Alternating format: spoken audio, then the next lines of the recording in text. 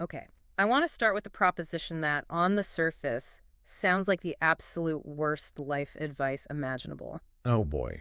If I told you that the secret to peak performance, to, unshakable, chill, and profound happiness was to wake up tomorrow morning and vividly imagine your own funeral. I would tell you to seek help immediately. Right. It sounds incredibly morbid, a recipe for a depressive spiral. Right. But here's the thing. The massive stack of research and philosophy we're diving into today, that's exactly what they're suggesting. So we're going there. We're going there. We're looking at a concept that spans from ancient Roman emperors all the way to Silicon Valley founders. The whole premise is that we're all living in a kind of denial that makes us miserable. And the only way out is to stare directly at the one thing we're all trying to ignore. We are talking about death. Mm-hmm. Specifically, the ancient Stoic frameworks of memento mori and premeditatio malorum.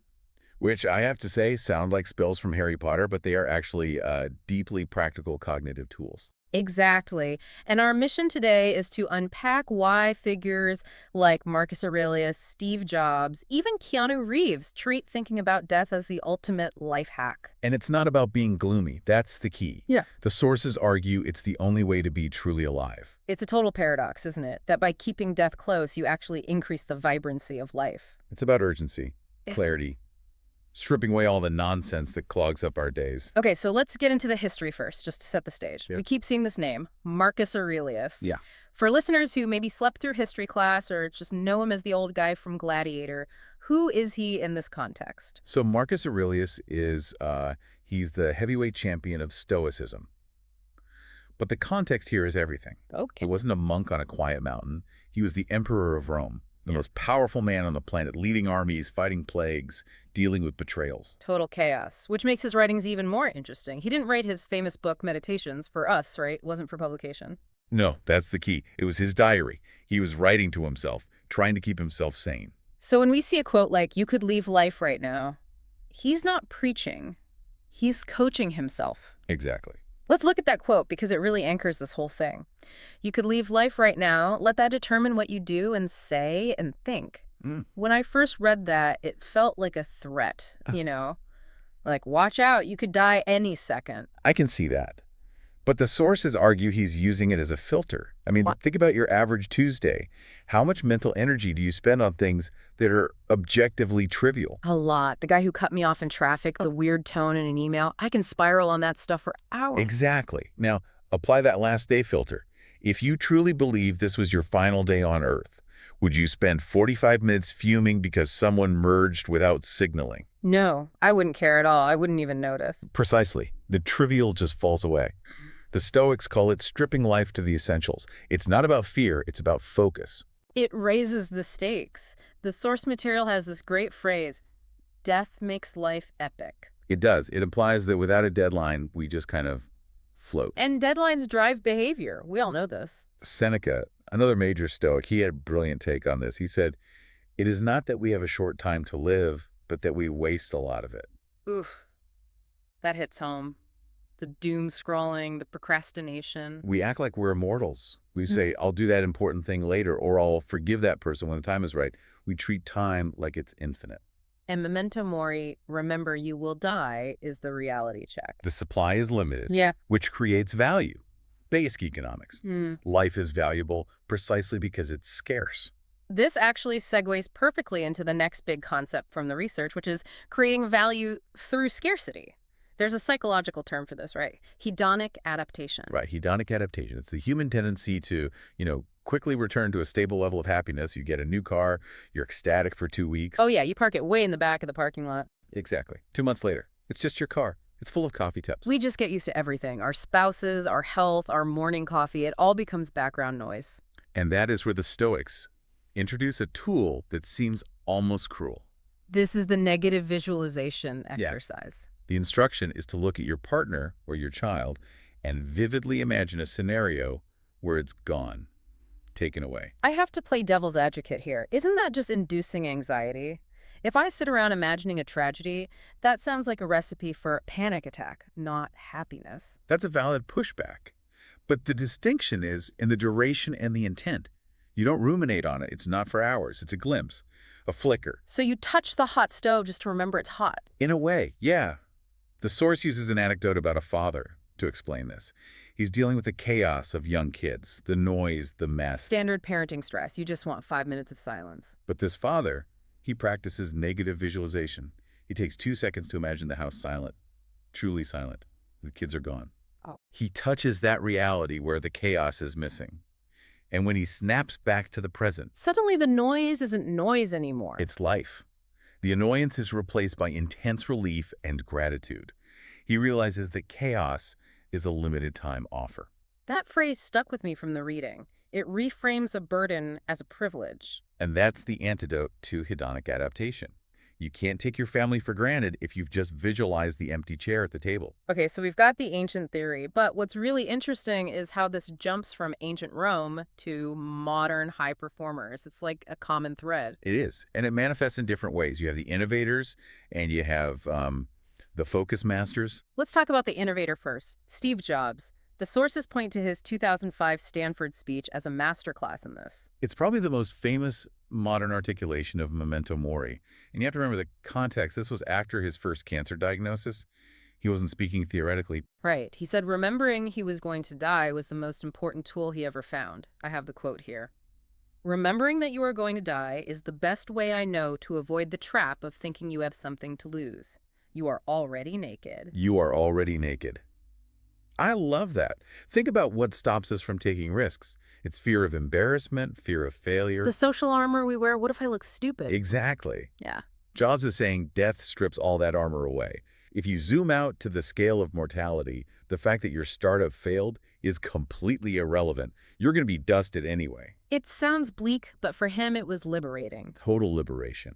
If there is no safe path because the destination is always death, you might as well follow your heart. Then you have the other side of the spectrum, Alex Honnold, the free soloist. The guy who climbed El Capitan without a rope. Yeah, people look at him and think he has a death wish.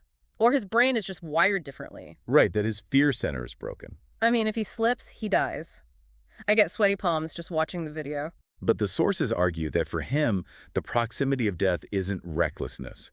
It's the ultimate focusing mechanism. Ah. When the consequences are that final, your mind cannot wander. You can't be thinking about your taxes. It forces you into the now. So for Jobs, death killed the fear of failure. For Honnold, it kills distraction. Yes. He uses death to hack his way into perfect presence. But what about emotional resilience? The sources also bring up Keanu Reeves, and frankly, his story is just heavy. It's tragic. Losing his best friend, his child, his partner. He has lived through the kinds of things we're talking about, visualizing, but for real. And yet the narrative around him isn't that he's broken, it's that he's incredibly kind. That's the Stoic response. The sources note he gave away millions from the Matrix to the crew. He realized they were the ones who really built that world. Why does grief lead to that, though? You don't think it would make you bitter? It can. But in Stoicism, there's a concept of sympathia, the idea that we're all connected. When you realize how fragile life is, you stop caring about status or hoarding wealth. You realize we're all in the same sinking boat. So you might as well be nice to the other passengers. Exactly. It's unconditional living. He knows it can all go away, so he chooses to be generous now. He doesn't wait.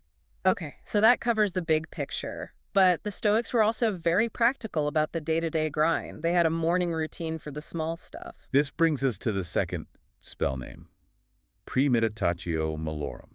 Premeditation of evils. Sounds dramatic, but it's essentially just mental rehearsal. And Marcus Aurelius had a specific script for this in the morning, didn't he? It's almost funny how grumpy it sounds. It is. He would wake up and tell himself, the people I deal with today will be meddling, ungrateful, arrogant, dishonest, jealous, and surly. Surly. What a great word. But seriously, isn't that a terrible way to start the day? Good morning, world. Everyone's going to be a jerk. It seems so pessimistic. It does, but let's break down the psychology. It's not pessimism. It's defensive preparation. How so? Well, if you walk out the door expecting a Disney movie, what happens when reality hits? You get angry because your expectation was violated. Why is this person cutting me off? Right. The anger comes from the gap between expectation and reality. Marcus is just closing that gap before he even gets out of bed. So if he meets a surly person, he's not shocked. He thinks, right on time, I was expecting you. And if he meets someone nice, It's a pleasant surprise. it wins both ways. The sources give a modern example of this with a guy named Daniel. Right, the project manager case study. He uses a premortem. Yes, before a big launch, Instead of just hyping himself up, he sits down and visualizes everything going wrong. The tech crashes, the client hates it. And that does two things, right? Exactly. One, it helps him actually fix problems before they happen. Hmm. But two, emotionally, it inoculates him. When a minor glitch happens, he doesn't panic. He's already survived the catastrophe in his mind. Seneca had a quote about this. We suffer more in imagination than in reality. That's the twist. By facing the monster in your imagination voluntarily, you realize it's not that scary. You strip it of its power. Okay, one more major piece here. We've talked about perspective and preparation, but there's also the issue of control. The dichotomy of control. This is Stoicism 101. The sources use the analogy of the archer. Can you walk us through that? Sure. An archer wants to hit the target. He can choose the best bow, care for his string, train his aim, release the arrow perfectly.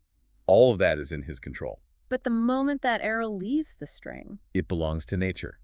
A gust of wind, the target moves. Whether he hits the bullseye is actually not up to him. that is really hard for us to accept today. We obsess over the outcome, the likes, the promotion, the numbers. We do. And the Stoics say that's the root of our anxiety. If your happiness is tied to where the arrow lands, you're a slave to fortune. If it's tied to how well you aimed, you're free. So the goal isn't to win, the goal is to play well. Epictetus was brutal about this. He said, there is only one way to happiness, and that is to cease worrying about things which are beyond the power of our will. There was another analogy I found strangely comforting. The tree. The tree is the ultimate stoic. It grows, it blooms, it loses its leaves, it doesn't scream at the sky when the leaves fall. It just accepts the season. It accepts the cycle. And Memento Mori helps us accept our ultimate cycle. We bloom and we fade. When you stop fighting that reality, you find a kind of peace. It all brings you back to the present. If I can't control the future or fix the past, I only have right now. Which brings us to the danger of waiting. The I'll be happy when syndrome. Yeah, I'll be happy when I retire. I'll be happy when the kids are grown. The sources tell the story of a guy named James, a workaholic who spent 40 years grinding, always for his family's future happiness. He missed the plays, the dinners, He was always waiting for the payoff. and by the time he was ready to cash in, the time was gone. The kids were gone. His health was gone. He realized he traded the actual gem of life, the time with people, for a future that never arrived. Wow, and that connects right back to the start. If he had practiced visualizing his funeral or just realizing his kids wouldn't be kids forever. He might have left the office at 5 p.m. He might have realized the future is a gamble, but dinner tonight is a sure thing. It's heavy, but it's so clarifying. I think that's the word for this whole deep dive, clarity. That's it. It's a filter. When you realize the ride ends, you stop complaining about bumps and you start looking at the scenery. So how do we land this plane? How does the listener actually apply this tomorrow morning without spiraling? The sources suggest a simple morning routine challenge. Okay, walk us through it. You wake up before you check your phone. Take 30 seconds. Imagine the empty chair. Acknowledge that you and everyone you love are mortal. Feel that pinch of scarcity. Just a pinch. Then run the premeditatio malorum. Briefly visualize the day's hurdles. Traffic will be bad. The boss might be grumpy. And you tell yourself. I can handle it. And finally, you choose to love whatever happens. Amor fati. Love your fate. Love, fate, even the bad parts. Especially the bad parts. Yeah.